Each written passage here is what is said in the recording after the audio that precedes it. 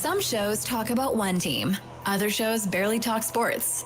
This show will talk Packers, Brewers, and Bucks every day.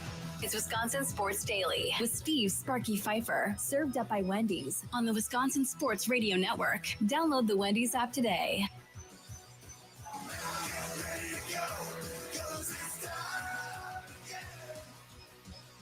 It's time to go again. Here we are, broadcasting live from the Wisconsin Sports Radio Network studios, powered by the Potawatomi Sportsbook. Sparky, Charlie Usen producing the show like always. Other side of the glass. Lots to talk about here on a green and gold Monday. NFL trade deadline looming tomorrow at 3 o'clock. Will we see anything done by the Packers between now and then? I guess we will find out here in the next 24 hours or so, I should say. Mike Wahle, former Packers offensive lineman. He'll join us coming up today at 2:20. Looking forward to hearing from Mike Wahle. The offensive line under a lot of fire. In fact, Dan Orlovsky earlier today on the Pat McAfee show pretty much put the entire season on the Packers offensive line and pretty much said if they don't start to get better at some point, it's not going to matter about everybody else. So I want to get Mike Wall's thoughts on how this offensive line has looked to this point, how they looked yesterday. Obviously, a lot of silly penalties on the offensive line, missing guys running wide open, and Jordan Love as well. So we'll talk with Mike Wahle about that coming up on segment number 2. Easton Butler with Packer Report will join us coming up at 3:20. He has seemingly been a guy that's been pretty connected and a growing insider, I guess you could say, here the last couple of years. We'll talk with Easton Butler and see what he's hearing around the National Football League coming up at 3:20. Green and Gold update at 4. I'm going to say Mike McCarthy. Matt LaFleur scheduled to talk coming up here in the 3 o'clock hour. So we'll play some of that back for you at 4 o'clock. And between now and again, between now and 5 o'clock, we will continue to talk about the Packers. Last night on the Green Bay Football Postgame Show, powered by Lakeland University on this very same radio station, we talked after the game, Tommy Wirtz and I, about this game. And I caught fire from everybody, seemingly, about my defense. Didn't plan on having to defend Matt LaFleur going into that show, to be honest with you. But my defense of Matt LaFleur from people wanting to fire Matt LaFleur. And I thought, when I got off the air, I was like, you know what? Maybe I'm crazy. Maybe I'm wrong. Maybe I'll go home. I'll sleep on it and get up on Monday and we'll feel better about things. Maybe I'm wrong. Maybe they're right and whatever. So I got up this morning. Kids go off to school. Other kid drop off at the center. And I'm listening to the Wisconsin Sports Radio Network like I do every day while working, having on in the background, so forth. And I'm listening to Inside Wisconsin Sports with Trevor Thomas and Josh Albrecht. I listen to Andy Herman on that show like he is on Mondays from the Pack-A-Day podcast. Then we go 9 to noon with John Kuhn and Rami Makloff and Brandon Snide, who, as you can well imagine, was angry. And then we go noon to 2 and Mason Crosby comes on the air with Angry Tommy and Mitch Thunder Nellis. I listened to all of them. We had a pre-show meeting, Charlie and I was like, I don't feel any different now than I felt before when the game was immediately over. There are so many things that people are mad about, but realistically, if you look at the course of the season, it's just not true. But we're focusing on 2 football games out of all of them, and then saying, "Yep, we need a new coach. He screwed up 2 games. He's got to go. We need a new coach. He didn't call plays well in the red zone, even though they're the 7th best red zone team coming into this last Sunday. They didn't punt the ball once.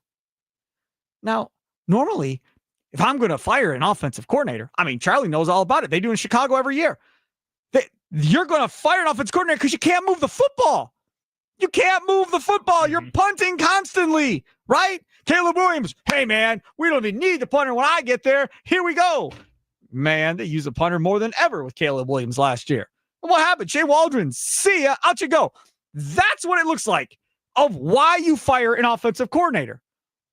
Cleveland, Kevin Stefanski steps down today, the head coach as play caller, just like he did the previous year, steps down as play caller. Give Tommy Rees a shot, who everybody loves. Okay, we'll see what that looks like going forward. He stepped down last year, too, to give up play calling. But again, that's a struggling football team with an inexperienced quarterback trying to do the best they can with what they have. This here, man, Jordan Love was in MVP conversations. Y'all were talking about them winning the NFC. The national media, Super Bowl contenders. Here come the Packers. That's all I heard. They lose a game. And from that, y'all ran right with the national media. Should be proud of yourself. Y'all ran right with the national media. What's wrong with the Packers? Jordan Love's not as good as we thought. He's so inconsistent. This, that, and the other thing. And now everybody wants to throw the Packers into the trash and say the season's over after their second loss of the season. Maybe y'all thought they were going 17-0. And if you did, I apologize to you for having those thoughts because you never should have let yourself think that. Maybe y'all thought they were going 15-2 and you didn't have these two games as the losses. How many of you had them going 2-0 to start the season? How many of you had them beating Detroit and beating Washington to start the season? I'll be honest, I didn't. I had them beating Cleveland. I had them beating Carolina, absolutely. But I didn't have them winning both those games. I figured 1-1. I even told Charlie, I said, they might start 0-2, and it's not a reason to freak out. Long season. They'll be fine, even if they start 0-2. But instead, I got Packer Nation freaking out that the world is ending. You go back to that 2010 season, that Packer team was straight up not good at this point of the season. Not good. Not in first place in the division. They weren't that. They weren't averaging over 30 points a game. They weren't doing that either. Around 30 points a game. They weren't doing that. And what happened? They got hot when they needed to at the end of the season and ran it off the sheet. The Milwaukee Brewers, they got hot in August and won 14 straight games. Blue before that, they won 11 straight. What happened in the playoffs? They did get around, so that was nice. And then out they go. Did it matter? So what I'm trying to tell you here is, long ways to go the rest of the season. Number one. Number two, you want to be hot at the end going into the postseason, the team that nobody wants to deal with because you are just chucking along. That's where you want to be hot at, right? To me, that's the biggest thing here. So the question is, and I'm just rambling. I don't know if we even need a question. I'm just going to ramble for 20 minutes. What frustrated you the most about yesterday's Packers loss? Because I'm listening. I'm not going to listen to the whole Matt LaFleur's and should be fired stuff. No, I'm not doing that. But I said, what was it that got you the most upset? Nikolai Law, Tiger text line 414-677-1250, 414-677-1250, socials at WI Sports Radio. Rainbow Trout says, look at the Commanders now, not good at all. Well, yeah, but week 2, they were still everybody's pick. Now Jaden Daniels is out again and hurt and dislocated elbow and all that stuff. Yeah. And they ended up not being very good, right? And you should say the Lions too, because they should fire Dan Campbell. They lost to the Vikings yesterday. See ya. He's out of a job, and he took blame after the game, just like LaFleur did. It's on me, not having my team ready. Y'all are way overreacting to this, and I'm the king of overreacting. Yes, you are. If you go back to 2 years ago, this offense was horrible. The guys didn't know where they were going. It was a mess. And then that Pittsburgh game, you saw it start to click on offense. And then Matt LaFleur said, okay, let's go. And they took off into the playoffs. And they eventually lost to San Francisco, but they took off into the playoffs. And they were unstoppable. You saw Jordan Love get hot for a half last week, right? You saw Jordan Love play at an MVP-like level up until this game. Seen all of this prior. Why do we think that all of a sudden now they're going to lose out? I heard somebody say they might not even make the playoffs. What are we talking about? Take a breath. Just take a breath. Understand how good this team has been to this point. Are there issues? Absolutely there's issues. The offensive line play stinks. Agreed. Elton Jenkins at center, not sure that's been a great rousing success at this point like they thought it was going to be. That hasn't worked out. Banks can't stay on the field. That was a stinger. Gone. So that's been a failure as a free agent. Now, he's going to have a season to make this up, but that hasn't worked out well. Right guard Jordan Morgan, he got bulldozed over on the one play and gave up a negative play. So that hasn't been nothing to write home about at right guard either. And then Zach Tom, God bless him, playing with the obliques and everything else, but he's also gotten beat from time to time this year. And he's the guy they just paid to be the best offensive lineman on his team. And Rasheed Walker's Rasheed Walker. But I'm just saying, that is where you should be, Matt, right now, is at the offensive line, right? I saw a post earlier today from Michael Rodney, who does Packer Notes. He said, I'm old enough to remember when the Packers used to run a lot of motion. Yeah. I couldn't tell you. Jet sweeps, couldn't tell you. No idea. These wide receiver screens, you can start those things on fire, throw them out of the playbook, and never run again the rest of the year. That's what got Shane Waldron fired in Chicago, was the wide receiver screens. Right. Yeah. And don't forget who's helping Matt LaFleur. The guy who got fired in Chicago too, Luke Getsy. He's also a part of this. His name up. I don't want to talk about He's also in this coaching staff. Remember that too. He's a part of this nonsense. Maybe just show him the door just to see what happens. Hey, we'll pay you the rest of the year. I just want to see if it's any different after you leave. Jordan Love has 500 yards passing next game. Yeah.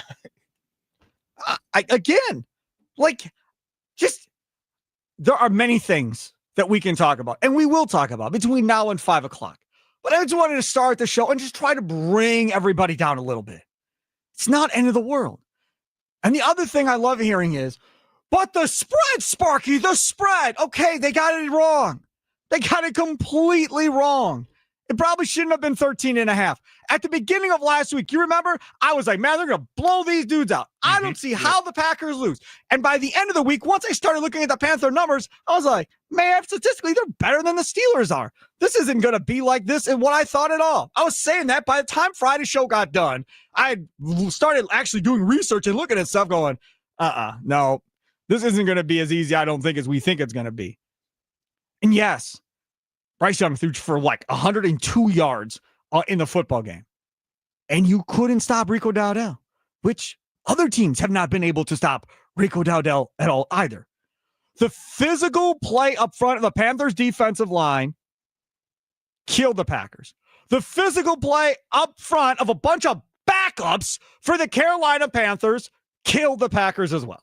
Mm-hmm. It was really frustrating to watch this game. And I know that the play Tucker Kraft gets hurt on, the one where the linebacker dives, Nick Scorton dives into the knees of the pulling guard in that situation, which is legal. Sean Ryan, which is legal. It's a cheap shot. It's legal, but Sean Ryan comes out and is angry, yelling, talking about this after the game, all frustrated. Dude, just be meaner than them. It's the Carolina Panthers. I know this is a team that is very young and very athletic, and Derek Brown is a phenomenal player leading that defensive front there for Carolina. And they have a lot of really good players that are really young and can have really bright futures, but they're not there yet. And you're supposed to be dominating. You're supposed to be one of the better offensive lines in the league, and you're just not seeing that from this Packers team at all. And again, I think a lot of this goes back to, and I'm not saying he deserves to be fired or anything like some of these other Packers fans think, but Matt LaFleur. And when you have a game like this where Tucker Kraft goes down in the middle of the game and you see how conservative they get, that tells me that the last couple of games that we've seen Jordan Love play really well was because Matt LaFleur believed in Tucker Kraft, not because he believed in Jordan Love. And that really frustrates me that he doesn't believe in Jordan Love the same way he does a tight end that they drafted much later than him. And it really frustrates me that Jordan Love is a player that's shown he can be the leader, has had moments where he looks really good. And I know he has moments where he looks really bad. That's last second throw at the end of the game where it should have been his second interception. I don't know what he was thinking. That was just stupid to throw that ball there. But this is the thing, guys. This is the thing. And we're going to get to Mike Wahle, former Packers offensive lineman, coming up. And we'll play some of this song later in the show. But after the game, when they're talking about, they were playing real soft zone and you just got to, dink and dunk your way down the field. And that's what we have to do. Here's some breaking news. That's not who Jordan Love is now. Mm-hmm. That's not who Jordan Love is going to be tomorrow. That's not who Jordan Love is going to be in 3 years. That's not who Christian Watson is. That's not who Matthew Golden is. That's not who Savion Williams is. That's not who anybody on this offense is. No, it's not. So how do you figure how to combat his aggressive nature to want to chunk it downfield for big plays to be able to still beat those type of defenses? Because if I'm the Eagles coming up on Monday night, why would I play any differently? I'm going to bring 4, drop everybody back, and make him find a spot. And, oh, by the way, the Eagles, they traded for Phillips today from Miami, so they're going to add another pass rusher. So they're going to get after Jordan Love. And if this offensive line doesn't play any better, Jordan Love's going to be on his backside or he's going to throw 3 picks or 4. We'll see how this all plays out. The things that you love about Jordan Love are also going to be things that you don't like about Jordan Love. He throws the one ball down the field, Golden dives for it, gets knocked out, right? What did Jordan Love do? Tell it that. I'm going to hit this one, and throws it up again. But he does hit that one for 51 yards. That's who he is. That's the Favre part of him a little bit. That's what goes along with that. And then when he starts getting in that crazy mindset, then his mechanics fall off. And he's throwing off back foot and all this other stuff. He comes way off base of what he's trying to do. So you have to kind of balance all of that. Let's see here. From the 414 Nicolay Law Talking text line, you can hop aboard as well. 414-677-1250. X. Come follow us on X at WI Sports Radio, streaming live there, streaming live on YouTube as well at WI Sports Radio. Find us on all the socials, Instagram, Facebook, all that fun stuff. I got one here from the 414. You ramble, Sparky. You've earned it, buddy. So, Sparky, the 30-year-old me probably wouldn't agree with you for whatever the reason. The 50-year-old me couldn't agree more. You want to know what? That's me too. Because if I'm in my 20s, or probably even my 30s, I'm angry at the world, probably calling for LaFleur to be fired, screaming and yelling and carrying on, and losing my mind if this was 20 years ago. No doubt. Gary and Leroy both would tell you, oh, he'd be out of control. I don't know who this Sparky is here, but this ain't the same guy we dealt with. But it's true. I mean, you get a different perspective on things and a more bigger picture of you than just living and dying on every single game, especially here. Like, if this game here was week 16, I'd probably be more mad than I am. I guarantee you I'd be more mad. But knowing I got half a season, I don't get as concerned about something that happens here when you're still first place in the NFC North. The Lions don't look like they're anything to write home about at this point. Nobody in the NFC looks like they're anything to write home about, right? Everybody has their flaws and their weaknesses. This conference legitimately could be won by anyone. And I'll take it a step farther. The Bears might win this division for all we know. I mean, it's wide open right now. They've shown resiliency late in games better than almost any other team in the NFC North right now. Even if they do blow it up, they find ways to still go and win football games at this point.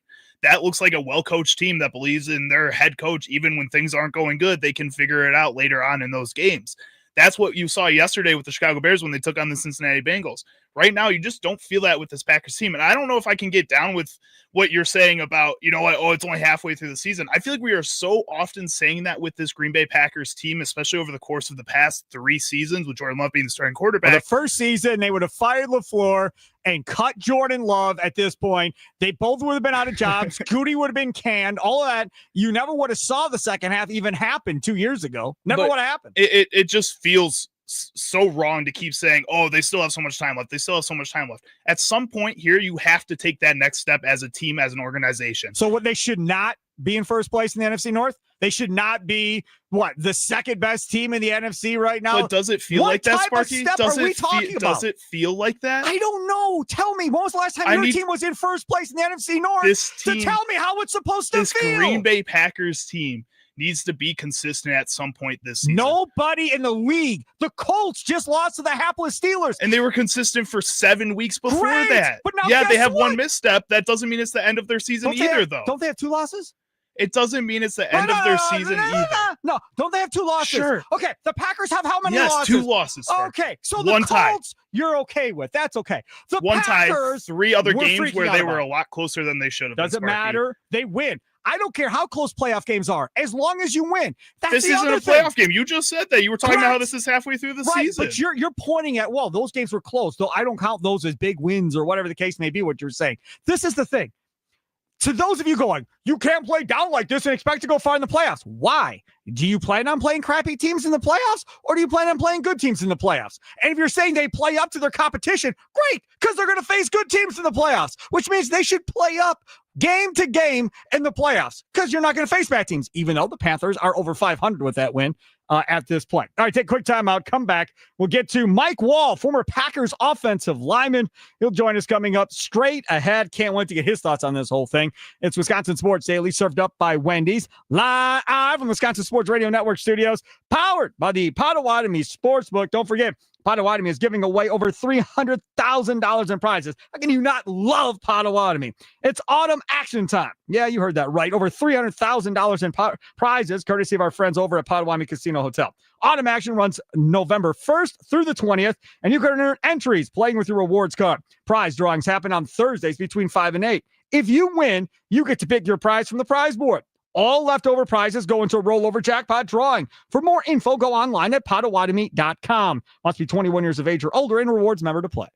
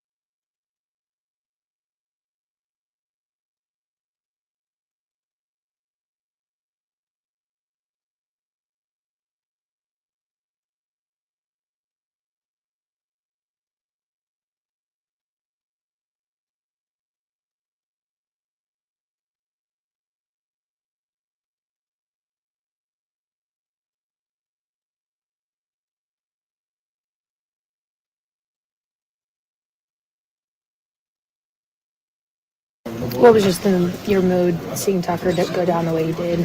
Yeah, really unfortunate. Hoping that he's back as soon as possible. We all know what kind of player he is. So really sad. But yeah. There's Luke Musgrave talking after the game on the injury to Tucker Kraft, one in which we find out today that it is indeed a torn ACL for Tucker Kraft, and he is gone for the remainder of the year. So now, next man up means Luke Musgrave gets his opportunity. Joining us now on the guest hotline, powered by Gruber Law, it is Mike Wall, offensive lineman. Follow him on Twitter at Mike Wall 68. You can see him streaming on YouTube as well at WI Sports Radio. Man, I don't even know where to begin. People are losing their damn minds. And, between yesterday and today and, people wanting Matt LaFleur gone and everybody just freaking out here.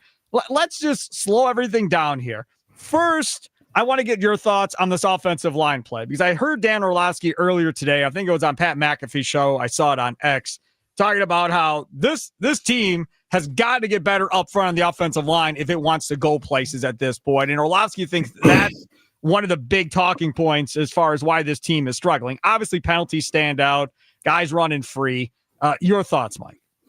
Yeah, that's been my number one thing this whole season, to be honest. And you've got an all-pro running back in Josh Jacobs. It doesn't look like he's lost a step by any means, but we're not getting him 100 yards a game. And I think all the play calling complaints and really all of this boils down to, can you consistently get 4.5 to 5.5 yards a carry with your running back whenever you need to? Can you get a yard whenever you need to on third down and short?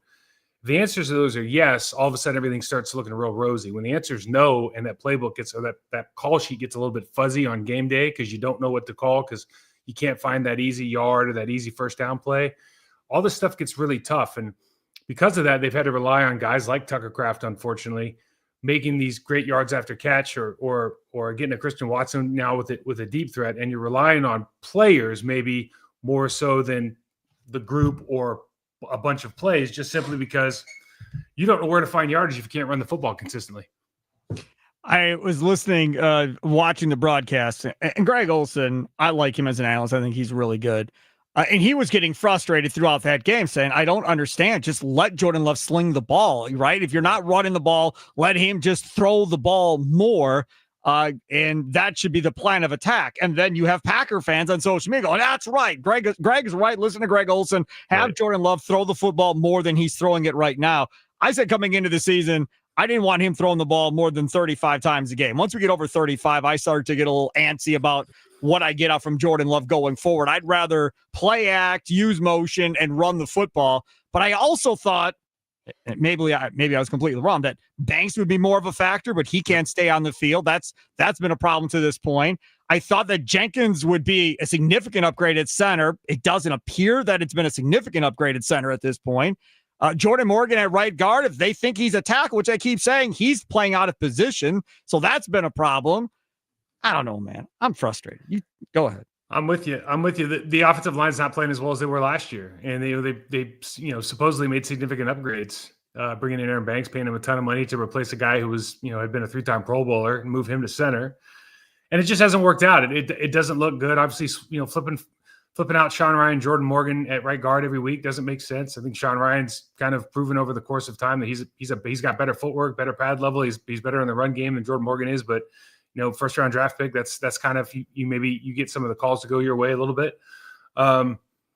Listen, Greg Olsen came into the game probably, if you look at the body of work, it certainly is over the last couple of games, there's some calls maybe to throw the football a little bit more. Now, do you want to throw it over 35 times? I don't either, Sparky. I'm 100% with you. Problem is in that game, they ran the ball for them pretty well. They had pretty good yards per carry, yards per attempt, and that's really what you're looking at. And the problem was you get into situations where you get down to the red zone, you fumble the snap. Jordan Morgan gets beat for a sack by a guy who probably doesn't have a sack on the year. Yep. You have a false start. You drop the screen pass, and all of a sudden it's like, again, the play sheet start. I mean, imagine if you're calling plays and it's getting real fuzzy, man, because you're calling good plays. You run a bang 8 to Romeo Dobbs. Jordan Love gets pressure, gets chased out of the pocket. Nobody's open. He's got to throw the ball away. Another field goal attempt. Like, this stuff is not happening because he's not a good play caller. It's happening because people are breaking down at an individual level. Now we can get into why that is, right? But that's really what's happening here. And unfortunately, losing Tucker Kraft, who is really this year, because Josh Jacobs can't block and run at the same time, he is your lightning rod on offense. Losing him's a problem. Okay, so let's talk about the discipline of football players. This is an age-old topic I've done for 20 years on the radio to every former athlete I've had on. So why not you be another one to add on to this and let people that may have never have heard anybody talk about this talk about it. When you start talking about the discipline of football players, penalties, not lining up in the right spots, and that type of stuff, because we saw that too yesterday. Romeo Dobbs furious because they couldn't line up on the right spots on offense, and they had to burn a timeout because guys were in the wrong spots. Does that come down to coaches? Is that the players? Who do you hold responsible when you see stuff like that, popping up? Yeah, it's tough because ultimately, as a player, you got to hold yourself responsible for all of that stuff, right? Like if you're not doing your job as a player, because you're the only one on the field. So if I'm losing my individual battle, if I can't line up in the right spot, if I'm having mental errors, like ultimately it's on. They might fire my coach, but I'm gonna have a bad rep. When I walk in the airport, people aren't gonna like me. Like that, it's my responsibility. So I always put the responsibility and the onus on the players. But the reality is, how your coaches prepare, especially with these young guys coming out of college, especially what we're dealing with at the youth level, how you prepare, how your coaches create that atmosphere in the locker room, in the meeting rooms. What their attention to detail and preparation is. Like that is really going to maybe be reflected more in this day and age than it ever has been before. So I think it's twofold. I think ultimately as a player, you got to put the responsibility on yourself. But if you don't have that environment, that culture of detailed preparation, and I don't know that the Packers have that, I think you're going to find yourself in problems when you get into these situations against physical football teams who are young and playing just harder than you are, like the situation was yesterday with the Carolina Panthers. Here is a comment from Jordan Love after the game yesterday, and I want to discuss it. Yeah, I think you got to, if they're going to play too high, you got to stay with the run game.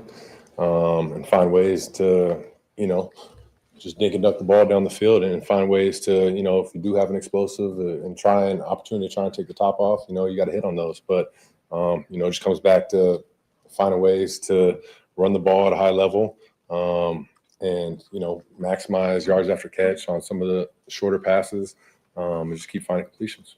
After he said that yesterday on the Green Bay Football post-game show, powered by Lincoln University, I said, that's not who this dude is, man. Jordan Love ain't that guy to dink and dunk. Jordan Love's personality is he wants to take the big shots. He wants to have those home run throws. He himself has said that's what his personality is at this point. So, a prime example yesterday, he throws that ball to Matthew Golden.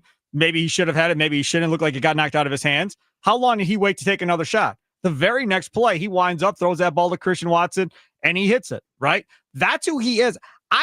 I don't know what the solution is to this because I don't think it's in his personality to sit here and throw 3, 4, 5 yard passes for, an 80 or 90 yard drive if that's how defenses are going to play him. And at this point, Mike Wahle, if I'm a defensive coordinator, that's how I'm playing him. Yeah, I'm going to play too high, throw into triple coverage as many times as you want. I'm going to get a pick here and there. This is exactly what happened yesterday, right? Really 3 deep balls. One was connected, one was dropped, and one was a pick. And 2 of them were triple covered. One was into double coverage, and Christian Watson just outran both of them. So I think that's the formula right now. And that really has been the quote unquote Vic Fangio formula for years here is, hey, we're going to play two high shell. We might play 4 deep. We're going to play everything in front of us. I dare you to dink and dunk down the field because you're going to get fumbled snaps. You're going to get penalties. You're going to get sacks. Something's going to stop you from getting, or you're going to create a situation where you're behind the sticks. You're going to have to make big plays on 3rd and 12 or 3rd and 18. You're not going to be able to do it. Like that's been the formula for years now. Bend but don't break. And teams have a really hard time doing that. Explosive plays and turnovers win you football games. And, unfortunately yesterday, you see what happens when you don't win either. Last one, Tucker Kraft, obviously torn ACL.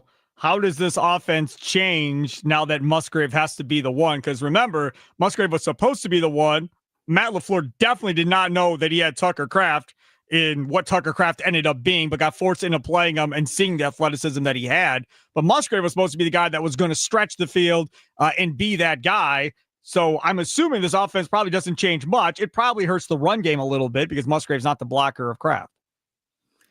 I think the offense has to completely change and evolve without Tucker Kraft. I think he's the best thing you got going. Yards after catch has been phenomenal. He worked himself into the All-Pro conversation at tight end position, particularly after last week. And look, you watched Luke Musgrave on the chip check down in the fourth quarter.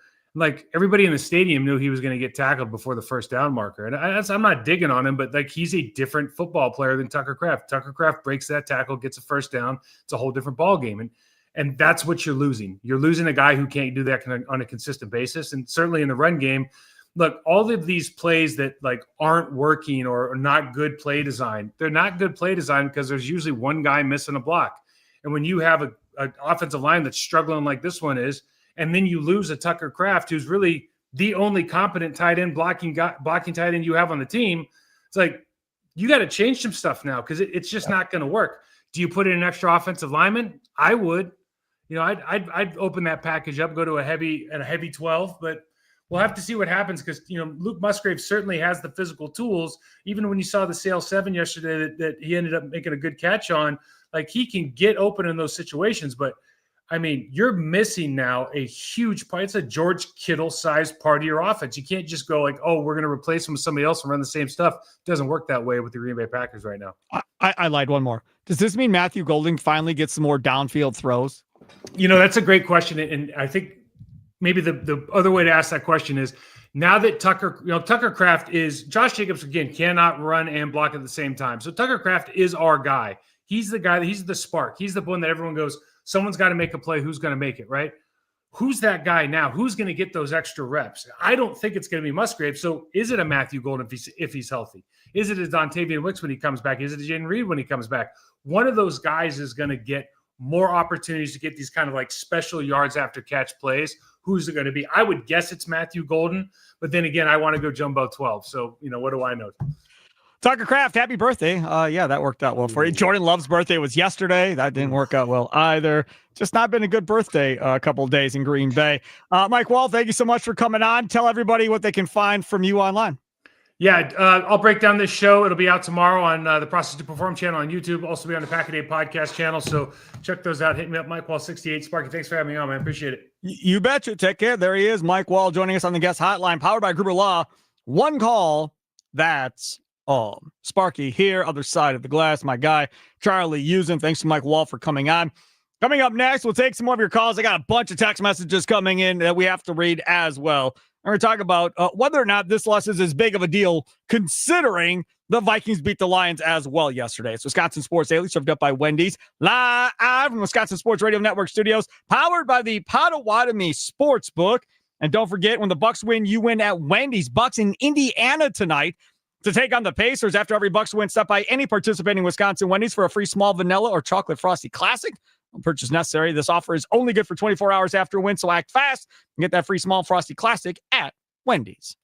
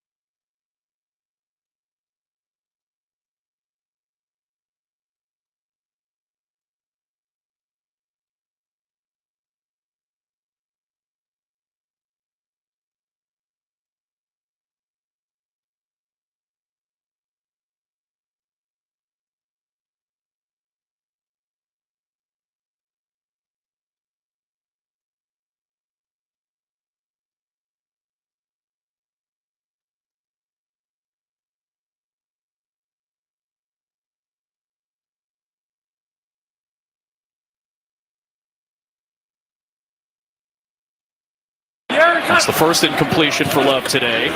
So they get a 3rd and 12 here. He's going to do it again. Deep shot. That ball is pulled in. Christian Watson taking the top off. Well, right on cue. Again, when he throws that ball, Christian Watson's not necessarily open. Nick Scott gets his eyes lost in the backfield, and then as far as downfield threats in the league, Christian Watson's at the top of the list. Him being back healthy, his impact on this offense is pretty significant. So there is the highlights courtesy of Fox. Packers obviously go on to lose that one 16-13 last night. Welcome back. It's Wisconsin Sports Daily, served up by Wendy. C. Sparky Fifer with you. Charlie Usen, other side of the glass. So we'll get to our question. Next question here on the Packers. But first, let's go to Trell, north side of Milwaukee, and the Nicolay Law Talking text line. What's up, Trell? Hey, how you doing, Sparky? Good. Hey, I've been listening to a lot Packers talk since the game, and what I pretty much came up with, and now the Tucker Craft of news has officially hit, and we know he's gone for the year. I think the Packers only have one decision to make, and that's they're going to have to change. Manafort's going to have to change his offense. And I just heard you talking to Mike Wahle and saying you don't think this is a Jordan Love personality is. Well, I'll tell you what, they don't have a choice. Either they're going to become a pass-happy offense, or they're going to be dictated to by the defense week in and week out. They're going to run more. They're going to run more than they do now. No. I bet you if you look at their numbers right now, they run a fair good amount. The thing is, their run hasn't been effective that much this year because they don't have a run power blocking team like they did last year. And that's why Josh Jacobs isn't really as consistent as he was last year, because it's not because of him. It's because the Packers don't have the right blockers.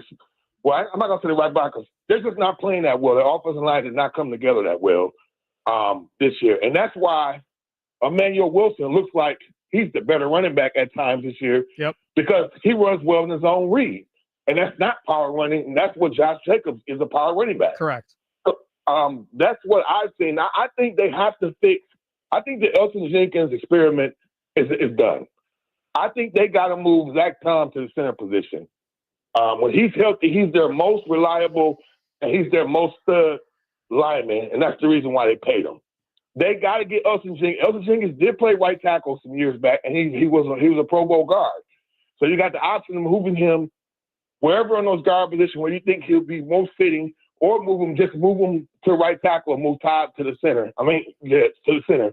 But you got to make that move because I think they thought they were going to be more powerful up front than last year by getting the gigantic Aaron Banks to play left guard, to move Jenkins over to center to be more physical than Myers at center. Jordan Morgan, a tackle playing guard, that should be more physical than what you have.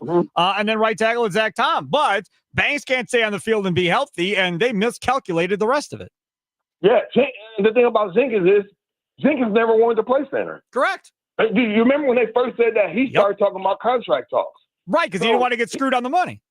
Yeah, so he's not bought in. He's not bought into playing that position, and you can't have a guy that's not all the way bought in where he's going to be the first person in the fire when you got rushers coming in.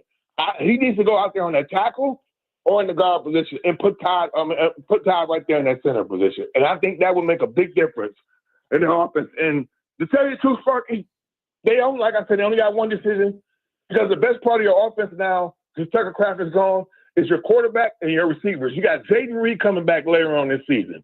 So if you can get where you're running a pass-happy offense, you got Golden out there, you got Dobbs out there, you got Watson out there, and then Jaden Reed comes back, and you get Musgrave. That's your best opportunity to dink and dunk down that field. And that's the best opportunity to help this defense. Because even though we got ran on by the defense, we're not supposed to be scoring 13 points. That's an offense.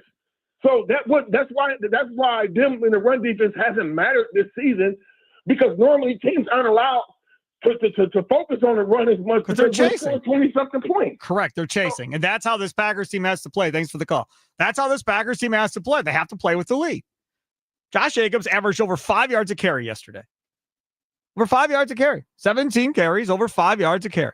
That's not horrible by any stretch of the imagination.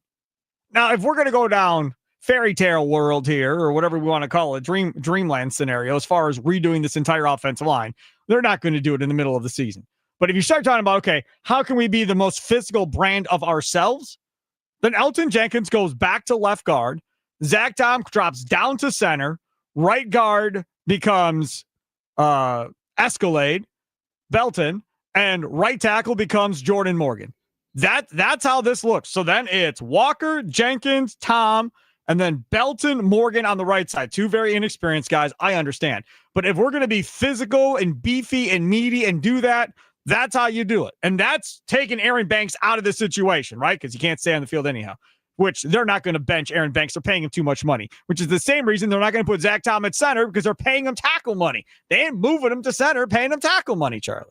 What's so frustrating about like what you're saying, and it's not what you're saying or you saying it that's frustrating. Just say what you got to say. It's the fact that this team, the biggest strength that kept this offensive line so productive last season was the consistency that was on that offensive line. Yep. And the fact that we have to sit here and talk about another iteration of what this offensive line could be this season, because I feel like we've done that every single week. We've talked about where guys are going to be playing, wondering which position Jordan Morgan's going to play.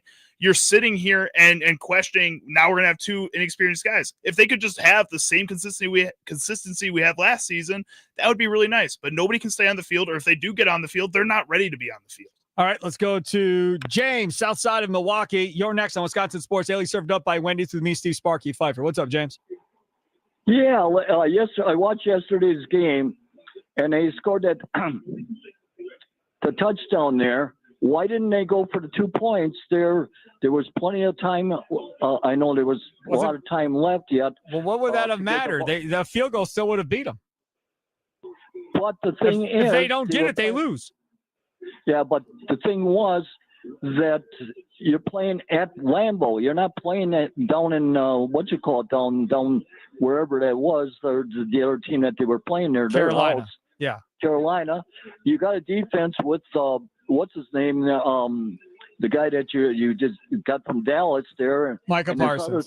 Yeah, Micah Parsons, and that you kick the ball off, and you just let the Dartgren defense go crazy and let them go and just shoot the Dartgren thing up. I mean, they had the game right there. It was not a trap. Shouldn't have been a trap game at all yesterday. All right, James. Should have been a Packer win. It should have been a Packer win. I agree with you, James. Thanks for the call. First of all, listen, going for two is, I would have been completely not been in favor of going for two. If you miss it, you're down one, then the game is definitely over.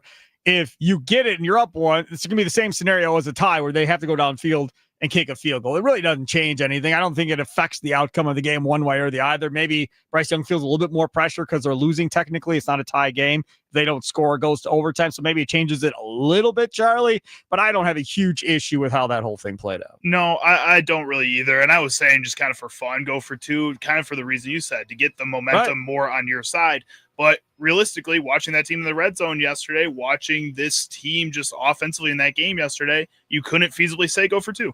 Sports Talk on Wisconsin Sports Radio Network, presented by Paramount Plus. You can't count on much these days, but you can always count on Sundays with the NFL on CBS and Paramount Plus. Watch your local NFL game every Sunday on CBS and Paramount Plus all season long. Visit ParamountPlus.com/NFL to get started today. All right, all you people that want Matt LaFleur gone, here's your time. Here is your segment coming up next. I'm going to let you have the floor. How hot of a seat should Matt LaFleur be on? You tell me. How warm of a seat should it be right now for Matt LaFleur? Nicolay Law Talk text line 414-677-1250. 414-677-1250. It's Wisconsin Sports Daily, served up by Wendy's with me, Steve Sparky Fifer.